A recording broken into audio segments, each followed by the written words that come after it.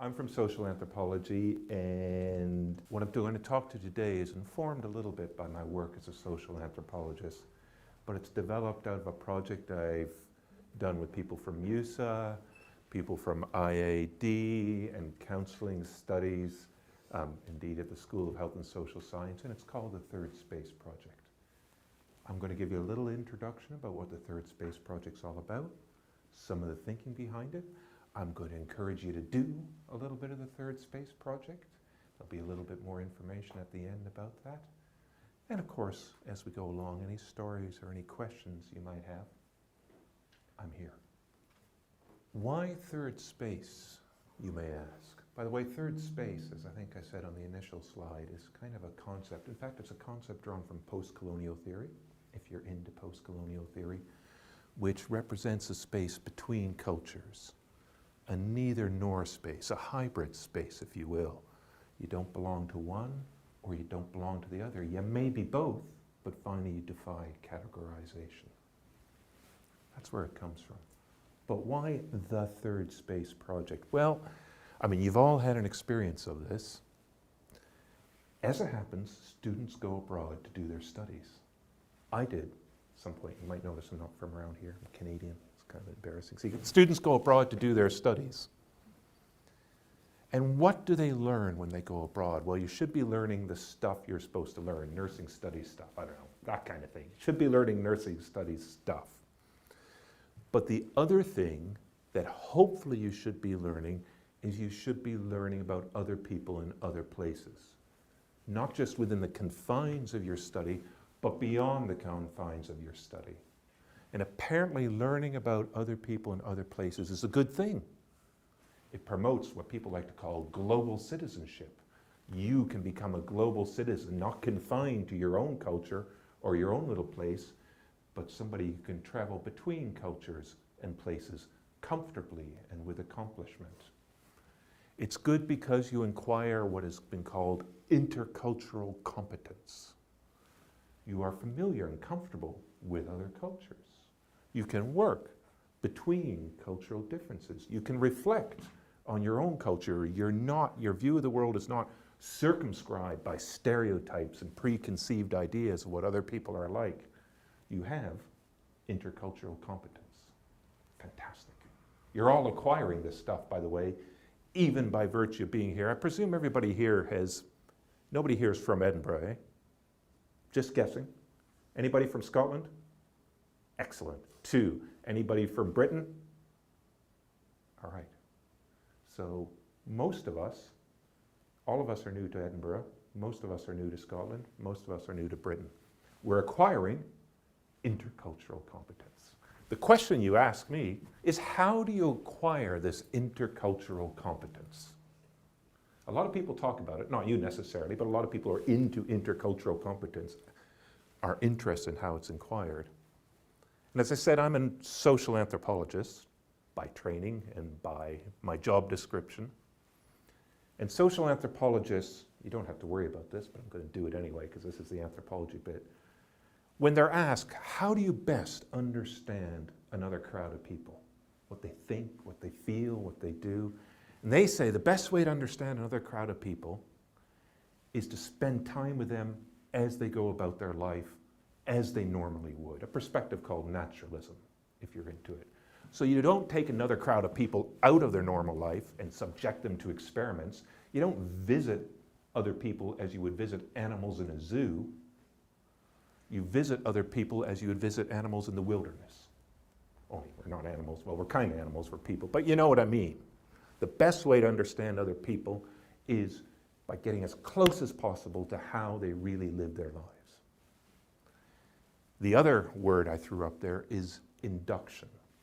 That rather than our understandings of other people being based on preconceived concepts, our understandings of other people emerge from this encounter with how they really live their lives.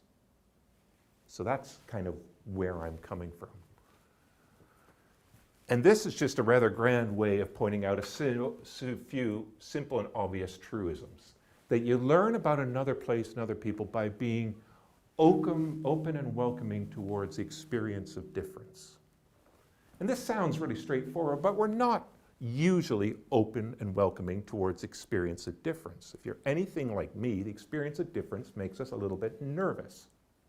And there's nothing wrong with that, by the way. People say, why don't you like eating foods that are strange and alien and upsetting to yourself? There's nothing wrong with not liking eating food strange and alien and upsetting to yourself. Difference does make us a little bit nervous. Strangers make us a little bit nervous before they become friends. That kind of thing.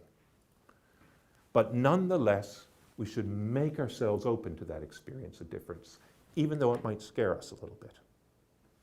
Because inevitably it does, and there's nothing wrong with that. Familiarity is very important. I'll talk about that in a minute. Secondly, as I said, for ethnographic naturalism, we learn about another place and other people by being there and by spending time amongst people as they go about their lives. Now again, this would seem obvious. Here you are in Edinburgh, after all. You're in Edinburgh. You're here. You're being there. But are you spending time amongst the good people of Edinburgh as they go about their lives? Sometimes yes, sometimes no. The third point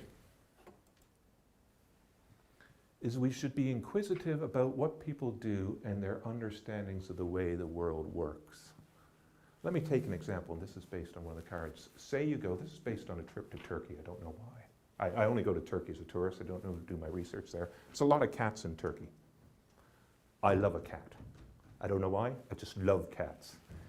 So, I might go into a Turkish shop, say a pottery shop, and there in a big pottery bowl, there's a cat sleeping. Now, mostly, we would just go, because I like cats. What a cute cat. I might even go, cute cat, because I like cats. But if we were more open, I would be interested in what the owner of that pottery shop thinks about that cat in the bowl, and generally, cats. It's not just my understanding of cats and my experience of cats that's important. It's his understanding of cats and his experience. Is that cat his pet? Or is it just a cat who happens to sleep in the pottery shop? Does he even keep cats as pets, or do the cats just roam feral and are fed by people out of kindness and generosity? Do they think that cats are dirty or clean? And therefore, do they accept the presence of cats more willingly than they might, say, dogs? These are interesting questions.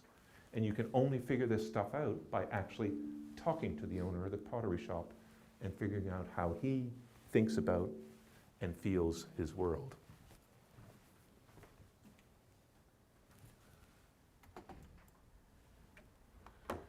The fourth point that comes out of this ethnographic tradition is we must set aside any stereotypes. And again, this is hard, and we can't do it completely or perfectly, but we must try to set aside any stereotypes that we bring with us when we go to another place. You've all come to Scotland. We have two Scottish people in the audience. It is fair to say, you may contradict me, that Scotland is not all tartan and shortbread. It might be sold as tartan and shortbread, but you've quickly discovered if you come here or you live there, it's not all tartan and shortbread. It's a lot of different things. It's ice hockey, it's housing schemes, it's God knows, it's a whole bunch of different things. And you have to set aside your preconceptions of what Scotland is, what Edinburgh is, if you were to explore the everyday life. And by the way, somewhat perversely, this includes the idea of culture. That's why I don't always I might be ruining my intercultural competence career, but I don't always like the idea of intercultural competence, because that assumes that you can visit another culture. Like, let's go visit Scottish culture today. Right you are. I am off to learn about Scottish culture. Where shall I go? Where can you go? You don't learn about Scottish culture, you learn about the life of the city. And only by learning about the life of the city can you start to venture abstractions like culture. But to actually think of culture before you learn the life of the city is the wrong way about going about it. You actually have to learn how people live their lives, I would suggest. I mean, that's just my cranky opinion, but you can't go visit Scottish culture. You can go visit Wester Hailes. Only do so during the day, but go visit Wester Hailes and have a walk around. You're not visiting Scottish culture, but I will promise you, you're visiting a place that a lot of international students who come to the University of Edinburgh will never see. I will almost guarantee you, for instance. Wester Hailes is approximately that way, by the way. A long way. Take the bus. I think the number 3 will take you out there. I'm not sure, though. Don't necessarily go there. There's nicer Murrayfield Ice Rink. Don't know how many people have been to Murrayfield Ice Rink yet? Storming. Excellent. That's surprising. How that many people have been to Murrayfield Ice Rink? Murrayfield Ice Rink is a wonderful place to visit for a window on the life of this city, because I don't know what you feel. All different kinds of people come to Murrayfield Ice Rink. It's an incredibly weird and cosmopolitan place if you go to learn to skate or the free skating sessions. It's kind of weird. I don't know what you think, but the 5th thing you need to do is to reflect on the experience you have and have our understandings of both other people and ourselves emerge from that process of reflection. So you go out there, you talk to somebody who has a cat in a porcelain bowl, you go to Wester Hailes, Murrayfield Ice Rink, you have some kind of experience, and you need to reflect on that. And whatever understandings, competencies you generate emerge from that process of reflection. That's it. What could be simpler?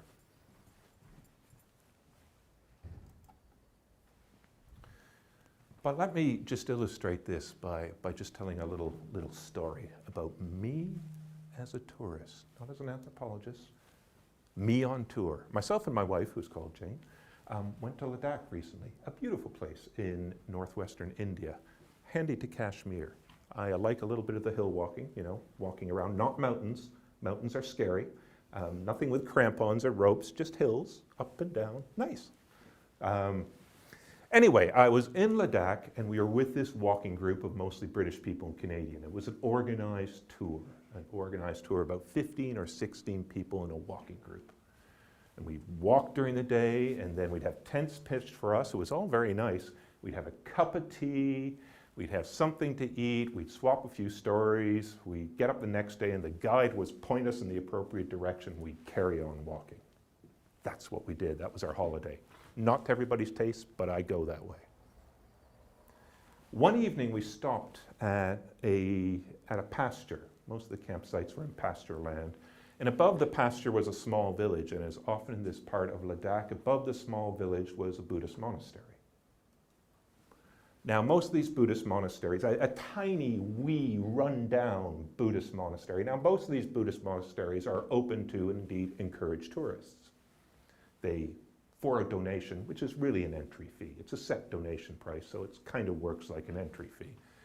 Now, it was the end of the day, and it had rained every night on this walk. It was sunny during the day, but then the black clouds would come over. You're on the fringe of the monsoon. The black clouds would come over, and it would rain heavily, sometimes horrendously. So the black clouds are coming over and looking really threatening.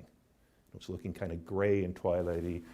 And everybody said, I can't be bothered seeing that Buddhist monastery. It's just a little tiny, rundown Buddhist monastery on the top of the hill. Why bother visiting it?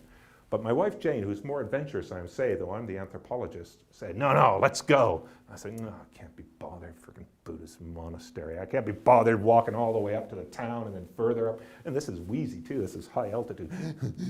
But can't be bothered walking all the way up there just to see some tiny, but finally she insisted, and I'm easily pushed over, so up we go to the village, up we go to the Buddhist monastery. There's one monk there, one monk by himself. It's only manned by one monk.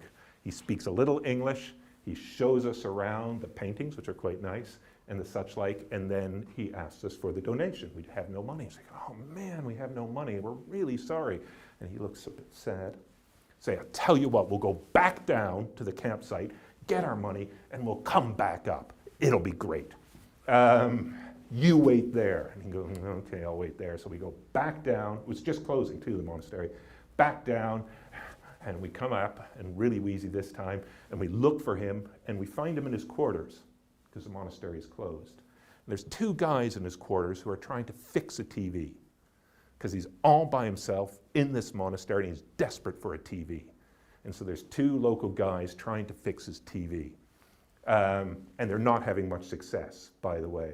Now, the Buddhist monk offers us a cup of tea, and we sit around, and we have a little bit of chat. He speaks a bit of English, and a little bit of chat with him, while the two guys try to repair his TV, and he tells us he's alone here. He is bored out of his mind, or words to that effect. He can't wait to get back to the main monastery, which is several days' walk away, fording 2 rivers, up over a mountain pass, down to the main monastery. He can't wait to get back for the company and society of other monks because he is bored out of his mind. Apparently it's a shift system. You do 1 year alone in this monastery, and then you get to go back to the big monastery, and another monk is set out to be alone in this monastery. But he's looking forward to tomorrow because there's a puja at a smaller, yet nonetheless bigger than his monastery, up the river, which he will go to and therefore have a bit of society, a bit of society with Stella. And indeed, the next day we're fording the river, which was quite high. And here he comes, dressed all in red and gold. And of course, all the tourists are like, ooh, fording a river. He just doesn't break stride. He just wades straight through it. A, because he knows the river, and B, because he was that desperate to try to get to the puja, to get a little bit of society with his other monks. That's the story. I think you'll agree it's a great story. Why did I tell you that, besides to kill time? No. We can learn something from a tourist story like this. It's almost just a boring, normal tourist story. Tourists are full of stories of people they met, adventures they had, situations they found themselves in. But I think it's kind of illustrative in some sense. First of all, it's illustrative of the fact that in undertaking exploration wherever you're at, including Edinburgh, you should be adventurous in these explorations, and that adventure should be undertaken purposefully to an extent. You should make an active decision. I am going to go there, and when I'm there, I'm going to try to talk to this person or that other person. This should be a purposive undertaking. And indeed, thanks to my wife, more than me, she did just that thing. She said, I don't want to stay here in the campsite. Okay, it's going to rain. Okay, we're going to have to walk upwards another 300 meters, which is pretty wheezy, but we're going up and we're seeing that monastery and we're talking to that monk, and that's what we're going to do. And I said, all right, and I did it. And now I have a story to tell, which tells me not about the culture of Ladakh, and certainly not about the culture of India, because Ladakh is a very peculiar place, but at least it makes me slightly more familiar with that culture.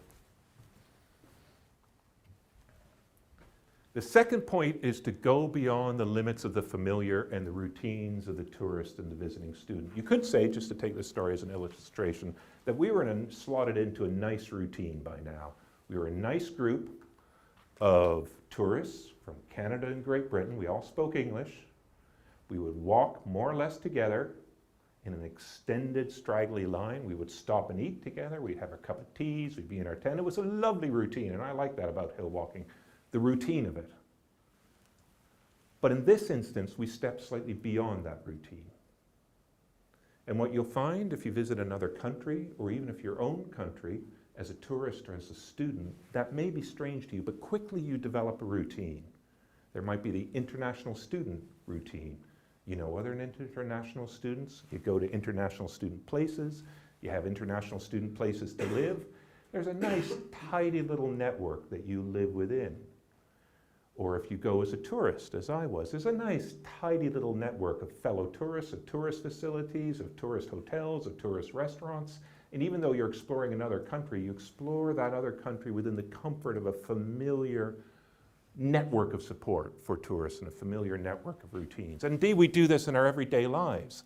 My everyday life is remarkably routine to the point of being boring. No, I'm only kidding. It's an adventure. No, my everyday life is remarkably routine. Excitement for me is slightly varying my walk into work. That's a thrill, right? When there was a power failure last week, we got giddy with the excitement of our routine briefly being broken for 8 minutes, right? And we need that familiarity.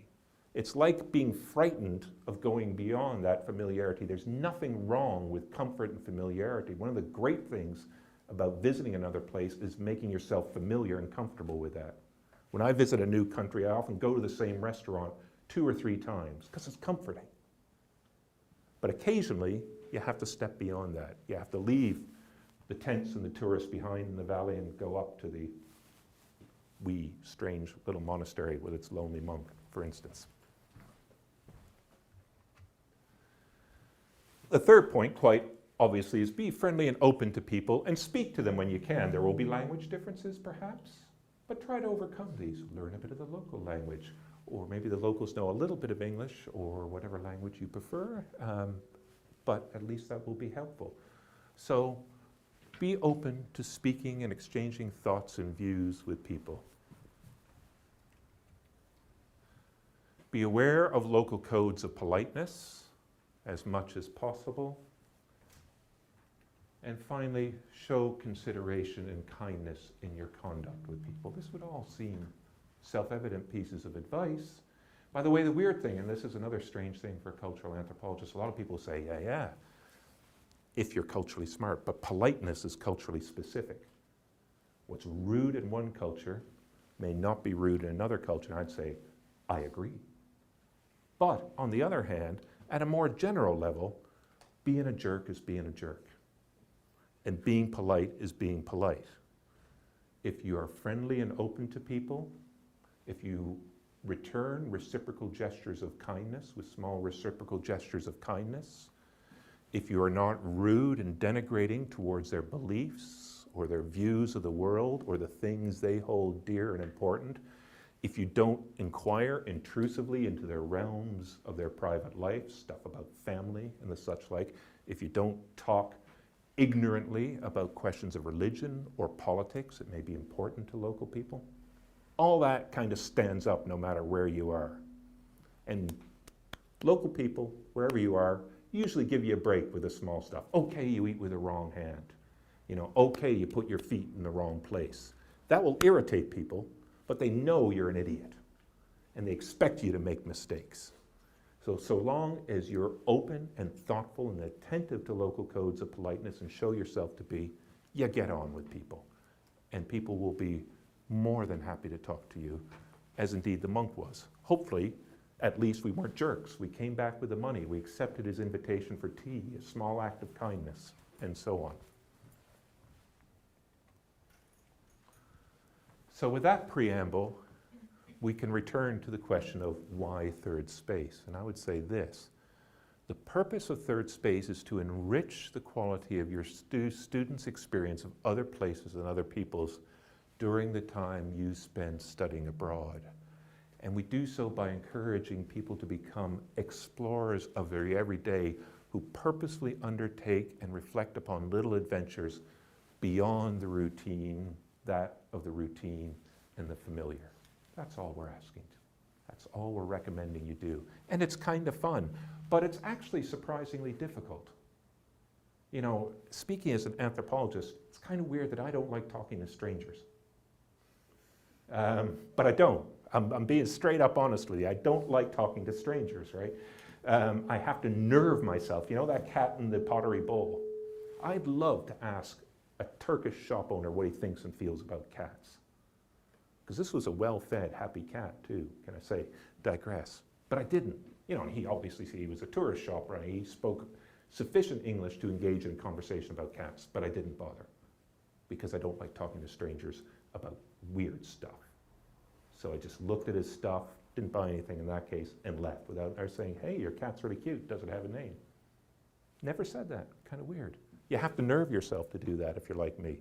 It doesn't come naturally, which is one reason we have designed this program, is to give people a little push to do stuff that might be unfamiliar, beyond the routine, and therefore a little uncomfortable. You're lucky you have your wife to push you up. Yeah, but I'm a working anthropologist, and it's we're all about talking to strangers. It's a nightmare, and in fact, you're all doing nursing, right? Part of nursing is talking to strangers every day, and often talking to strangers not just about, nursey, symptomy stuff, but, talking to them about their lives and how they're doing and how they're getting on. And you must know yourself, initially, that takes a bit of nerve. You have a sanctioned position, where you can ask stuff about people, but it still takes a little bit of nerve to ask a stranger, how you feeling, how you doing, what's happening in your life. It takes a little bit of nerve. And it does for me. Every time I say arrange an interview or go for an interview as an anthropologist, I'm a little bit scared to pick up the phone and speak to a stranger and say, hi, I'm in town and I hear you're interested in the same thing I'm interested in. Why don't we get together and talk? And it's fine, and you get together and talk, and it's lovely, usually, not always, but it's lovely. But to pick up the phone and make that call. I'm always scared. It's really stupid. And my wife's not there either, too, which is painful. What third space is nothing more, in a sense, that beside the booklet, which has some written guidance, which is variation on what I said, is a pack of playing cards. Okay, I'll stop doing that. That'll get a little bit unnerving after a while. It's a pack of playing cards. That's all it is, right? Money for old rope. No, it's a pack of playing cards. And what these pack of playing cards are is prompts to undertake small adventures of everyday exploration. Because as we just said, sometimes we need a bit of direction and encouragement. You know, you can't say one bright morning you wake up and say, right you are, I'm going to get to know Edinburgh better.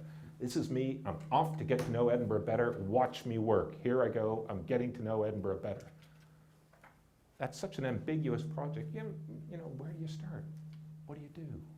So we've devised this just to create some little prompts which will encourage you to venture beyond the bounds of the familiar and learn a little bit more about the place and people where you are studying. And there's just a few other points. They're kind of self-evident. You pull out a card, number 2, top of the pops. Ask about the music being played in the shops or the market stalls. You'll notice, by the way, the key question is ask. You can walk past shops and market stalls. Say you've been to Edinburgh through Christmas time and noticed all the Christmas music eventually irritates me. But you will have noticed all the music that played in the shops. That couldn't have escaped your notice.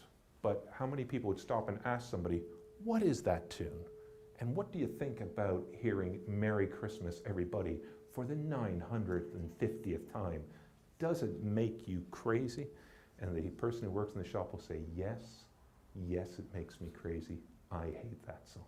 For instance, words to that effect. But you need to ask somebody. Being played in a shop or a market stall, what's top of the pops? Who are the most popular bands? And what are the most successful songs? Go to a local gig, go to the cinema to see popular films, etc. So you inquire about the popular music of the place.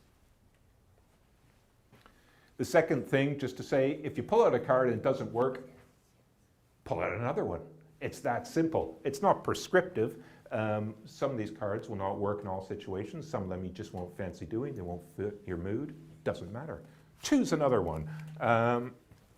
Finally, the last thing to say is you can tweak the cards as you wish. One card, which I'll be speaking about shortly, for instance, advises that you should go and you should ask somebody what is their favorite building in the city. Anybody. Just walk up to a stranger in Edinburgh and say, what's your favorite building in the city? But you might think to yourself, no, that building thing is a little bit boring. I want to know their favorite place in the city. Yeah, man. A slight variation, if you want to do that, knock yourself out. They're for inspiration, provocation. They aren't instructions to be followed to the letter. One crowd we had who did this, for instance, asked one person what their favorite place was in the city, and they said, well, my favorite place is, I don't know, Blackford Hill. Top of Blackford Hill. I love the top of Blackford Hill over there, South Edinburgh. So off they went, as the card instructs, at the top of Blackford Hill, took a photograph. Then while they were at the top of Blackford Hill, they asked the next person, what's your favorite place in the city? And they followed on and found that favorite place in the city and took a photograph. And they did that all day, and that way they knitted together a geography of Edinburgh that was wholly new to them, that was guided by people who live here or spend time here, narrating their own feelings and thoughts about this city by designating favorite places and what they mean and why they like them, that kind of thing. And all sorts of things can be revealed, by the way, when you ask somebody what their favorite place is. You know, it might be favorite place because they think it's beautiful. What's revealed is ideas of what is beautiful. It might be a favorite place because of personal memories or associations, family memories or associations. You can learn a heck of a lot from that question.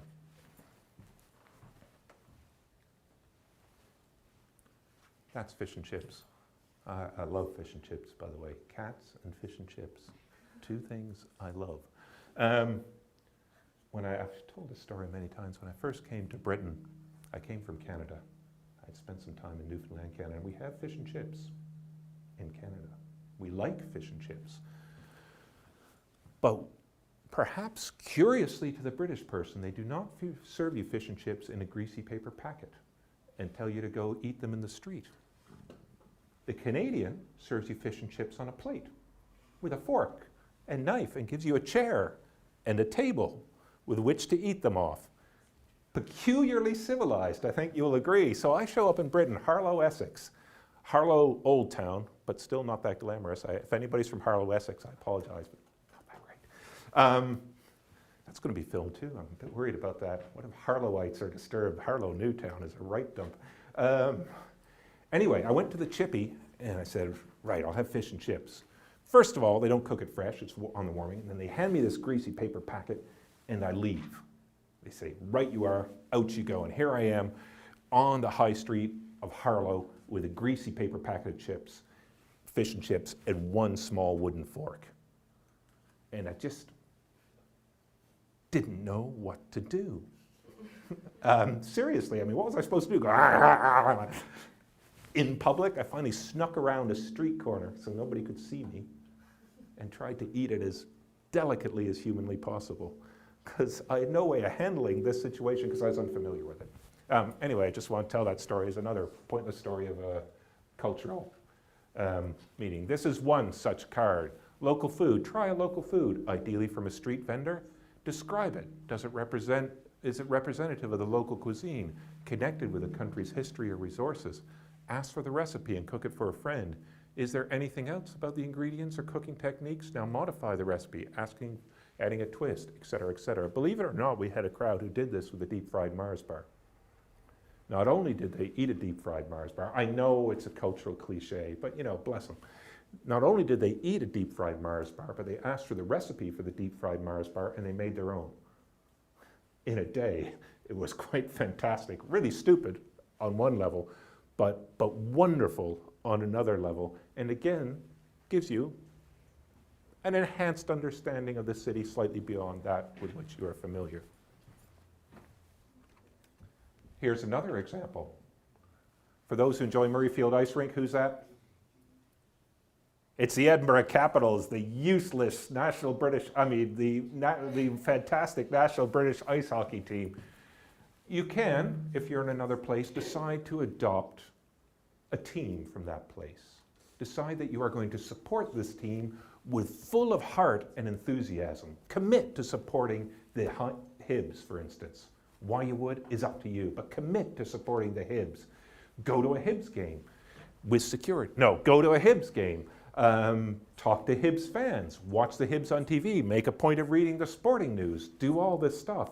Again, this will give you a window on the place and the people in which you find yourself that maybe, as an international student, you wouldn't normally have. Maybe. I'm just suggesting. Or you can have fun by adopting the Edinburgh Capitals as your team. They need the support, about 1,000 people a game, if they're lucky. So they need the support. Adopt the Edinburgh Capitals as your team. Watch British ice hockey, sub-AHL level ice hockey at its finest, if you're from Canada. But by adopting a local team, again, you have a window on another culture. And this is the one I talked about earlier. Beautiful buildings. Ask a local person what they think to be the most beautiful building in the town or city. Ask to describe it and explain why they find it beautiful. Go to that building and take a photograph of it, for example. Are there any questions, by the way? Any sense? I might pick on somebody. Who? You in the striped shirt. What is your name, please? Or the check shirt, my mistake. My name is Harry. Harry, where are you from? I'm from South Korea. Excellent. Where in South Korea? I've never been to South Korea, by the way. Actually, my hometown is a very small town near the west end of South Korea. Very small peninsula near the beach. This is my hometown, but I lived in Seoul right before I arrived here for 9 years. Okay, we'll take Seoul then. What's the name of your hometown, by the way? Taean. Okay. So what is your favorite building in Seoul? Don't think about it too long, just pick one. The hospital I worked. Frickin' nurses. Really? No, I'm just kidding. Why is it your favorite building? That is the most comfortable building. And it is beautiful, I think. This is beautiful. Beautiful in what way? On my other side of Seoul, my hospital located in very like natural. They have very natural background. Like there are forests around there, Oh, nice. so it's a good thing. Yeah. Perfect. I'll break off the attack. I might pick on one more person. And yeah, you're smiling. Where are you from? Indonesia. Where in Indonesia, if I ask? I live in Bali, Excellent. From what town? Denpasar. I mean, I don't know anything yet about Indonesia. That's the most famous island in Indonesia. Oh, I know. Bali, I know. Anthropologists are all about Bali. Bali is very famous anthropology, but towns in Bali, not very good. And in the town you just mentioned, what would say your favorite building be? Don't think too much. You can always pick on an obvious one. Museum. Okay, museum. What is the museum like? This is in the center of Denpasar. So there are a lot of museums there, but this is like a Scott museum. So the building is quite unique in the center of a garden. What? And what do you like about the museum? The building. Okay. How is it unique? Just the, There has like a staircase to the top of the museum, so you can see the surrounding from the top. cool. Neat. Okay, now this is. Thank you very much. By the way, what is your name, please? May. Thank you very much. Now this might seem kind of simple, maybe even banal. We just found out about two, one in Seoul and one, I can't remember the name of the town in Bali. Denpasar. And should I ever be in Seoul or Denpasar, somehow I will remember that at least one person holds these buildings in some regard. The hospital, why not? And the museum. Should I ever be there, I will have actually some different quality of relationship with these buildings that is actually through you, as people who have lived close to these buildings and have had them as part of their lives. It might be a little thing, we shouldn't make a big deal of it, but it's something, eh? And it's something that I have gained by talking to you. I could go to the hospital, hopefully not, because, I'm not a nurse, so something would have gone wrong if I wound up in the hospital in Seoul, but, or I could go to the museum, more likely, should I be in Bali, because, people like going to museums, and I would see my thing and have my experiences and do my thing, but I would be ever so slightly informed by how you feel and think about these places, as well as by how I think and feel about these places. And that's kind of at the heart of what we're suggesting.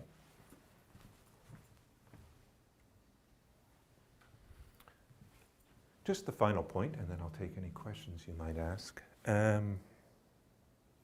As I said, to undertake these explorations of the everyday might seem self-evident. They're cute little exercises, hopefully. We don't recommend people do anything dangerous or threatening. We really don't recommend people do anything dangerous or threatening.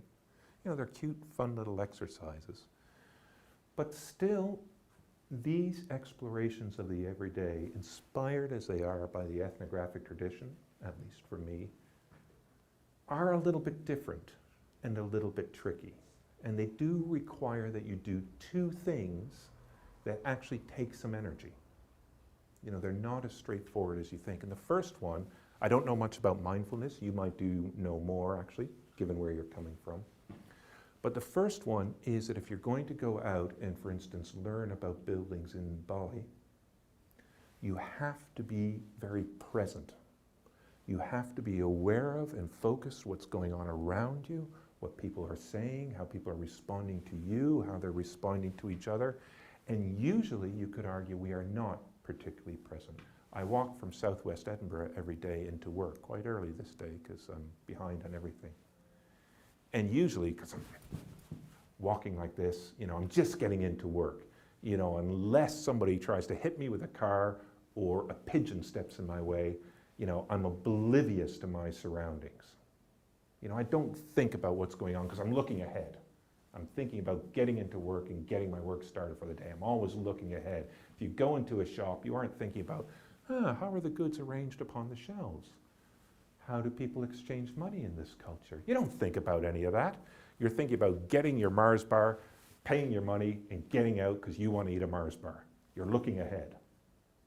And if you're to do these exercises, you actually have to be focused on the here and now and what's happening around you and what people are saying to you.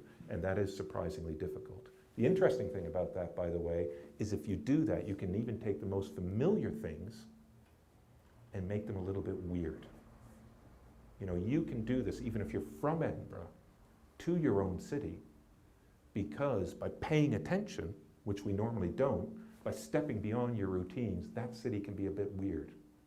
And questions open up about what is exactly going on in this town, for example. So that's the first point. And the second point is the reflexive bit. As we said when we talked about induction, for this to work, you not only need to have experiences, which are a bit different, a bit novel, a bit exciting, which open up your understanding of the place and people you find yourself, but you need to reflect on these experiences. You need to think back on them and think about what you learned about the place and people you have found yourself and yourself. And to do this, we suggest you need to create a record of some sort. Not just as data or anything, but creating a record is the best way to reflect on the experience you've had. You can just do it in your own head, but you won't. That's poorly disciplined. It's like the mindfulness thing. You know, you need to concentrate. And the best way you concentrate is by fashioning some kind of record. The most obvious one is something like a diary or a written account of what happened, of what people said. But it can include a series of photographs, a film, a poem, even a collection of objects if you're into creating your own self-museum. But you need to compose a record of some sort because it allows you to think about that experience and what you have learned from it. So those are the only disciplines we require of you. Take one of the cards. If you don't like it, take another one. If you don't like this task as it's written on the card, tweak the task, amend it, be inventive, doesn't matter.